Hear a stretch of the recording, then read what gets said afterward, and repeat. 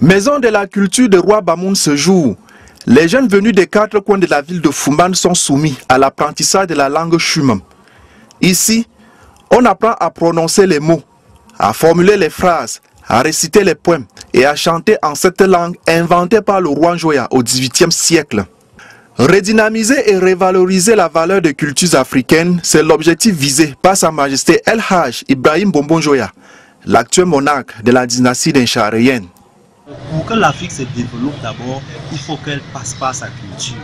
Et à travers l'écriture du roi Njoya, quand vous essayez de décoder, de déchiffrer les premiers textes du roi Njoya, vous vous rendez compte que cette écriture est riche et pleine de symboles. Si je prends par exemple le cas, comment est-ce qu'il a inventé, nous avons le signe Kwa qui symbolise l'action. L'écriture est partie du symbole Kwa. Et le Kwa, c'est quoi? C'est la main. La main symbolise quoi? Le pouvoir, l'action. C'est à travers donc le signe Kwa qu'on a pu inventer tout le reste de l'écriture. Contrairement à d'autres langues, la langue Chumam compte 70 signes, 70 alphabets avec des prononciations différentes.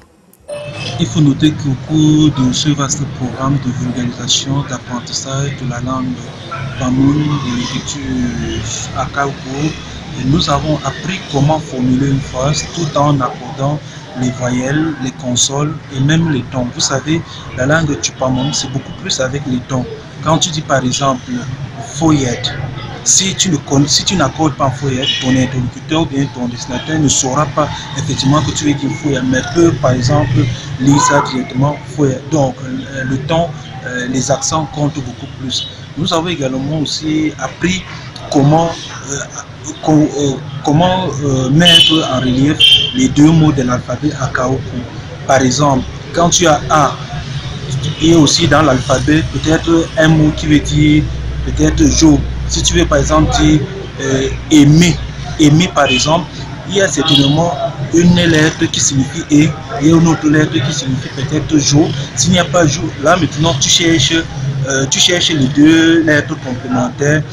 La règle de la voyelle va donc intervenir pour dissoudre une voyelle et donner le mot que vous retenez.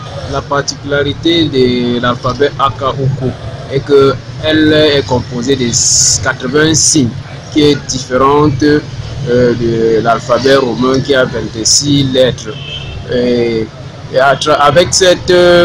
Avec ces signes, on peut traduire autant de langues possibles avec ces signes, je voulais dire. En effet, c'est à la suite d'un rêve que le roi Njoya inventa son écriture. Cette nouvelle langue créée a été bâtie à partir des mots empruntés aux outils dans les langues que le souverain entendait dans son environnement tel l'allemand, le haoussa, l'anglais, le français et même le bamoun. Encore appelé langue secrète, le roi Njoya pouvait communiquer avec les siens en cas d'envahissement par les ennemis ou en situation de guerre. Par ailleurs, c'est dès son accession au trône que le 17e monarque de la dynastie Bamoun était constamment habité par l'idée qu'il fallait à tout prix et à tous les prix protéger, voire préserver l'histoire de son royaume. Ainsi, ce dernier appela auprès de lui tous les historiens et conteurs Bamoun basés dans le département du Noun en vue de mettre sur pied cette écriture qui aujourd'hui fait la fierté du Cameroun. L'autre objectif, vous savez, le gouvernement camerounais a implanté déjà l'enseignement des langues et cultures camerounaises partout dans les établissements. Tout à fait. L'autre objectif, c'est justement d'associer, d'arrimer l'écriture, l'alphabet Akaoko du roi Njoya à l'enseignement des langues camerounaises. Pourquoi enseigner les langues camerounaises avec une autre écriture? Pourtant, en Afrique, nous savons bien qu'il y a eu l'invention d'une écriture. Quand on parle de l'écriture, on ne dit pas l'écriture Bamoun, mais on dit en Afrique, il y a eu l'invention d'une écriture. Et généralement, on ne dit même pas à Foumban, on parle de l'Afrique équatoriale.